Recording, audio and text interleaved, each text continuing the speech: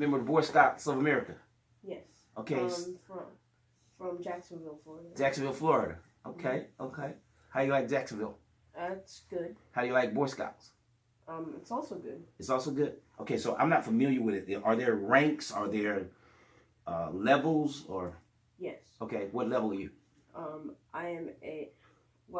going through the Era of Light stage. Okay, Era of Lights. Yes, Era of Light. Okay, cool. All right, thank you for interviewing me. What you got?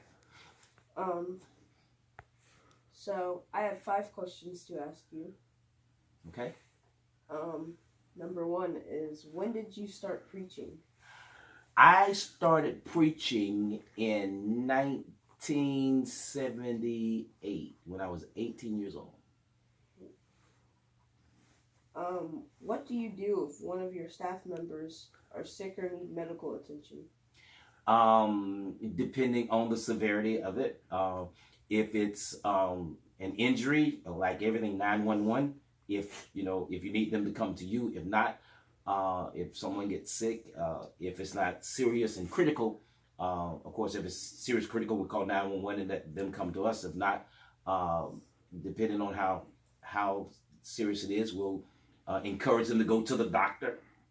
If it's emergency, we encourage them to go to the emergency room, but we make sure that they get the medical attention that they need. If it's something minor, here we have nurses on staff. We have several nurses on staff. Actually, I think your grandmother is one of the nurses on our staff. If it's something that can be taken care of here, if not, we make sure we call 911 or get them to the medical facility needed to take care of their illness or injury. All right. How do you get the audience and your staff to listen to you? How do I get the audience and staff to listen? Multiplicity of ways. I think every speaker or orator, including preacher, has to be engaging. That means that you have to have a topic or something central that's going to get their attention. To make sure that they are attentive, sometimes I'll tell a good story, or as an introduction, I'll tell something comical sometimes.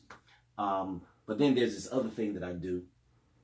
If they seem to be disengaged, I'll tell them, touch your neighbor and tell your neighbor, and that gets them involved. But you have to have an interesting topic, have to have an interesting introduction, and you have to have something that they can make sure that they can relate to. Okay.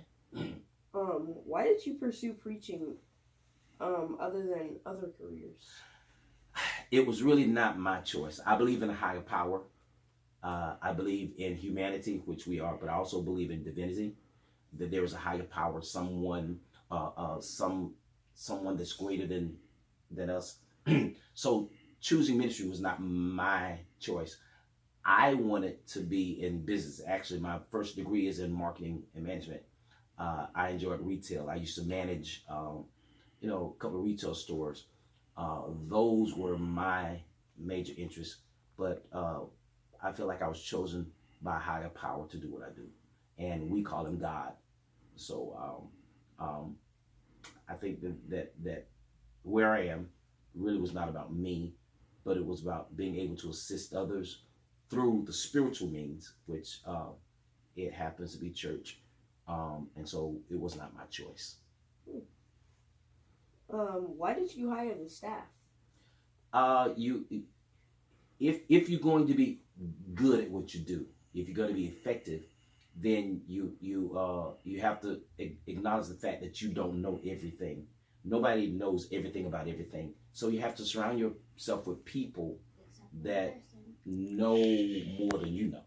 And so I chose my staff based on a plethora of things. Their experiences, their love for what they do, their love for God, and their knowledge of whatever capacity I chose them to work in. Thank you. Is that it? Yes. Thank you so much for interviewing me.